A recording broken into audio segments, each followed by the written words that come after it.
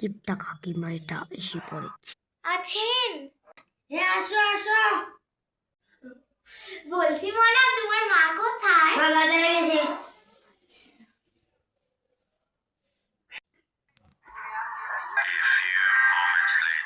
বলছি বাবা, তোমার পড়াশোনা কিরকম চলছে? ভালোই চলছে।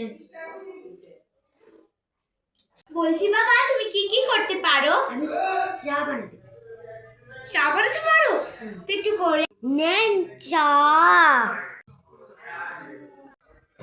হ্যাঁ, এটার ভিতরে তো চাই নেই।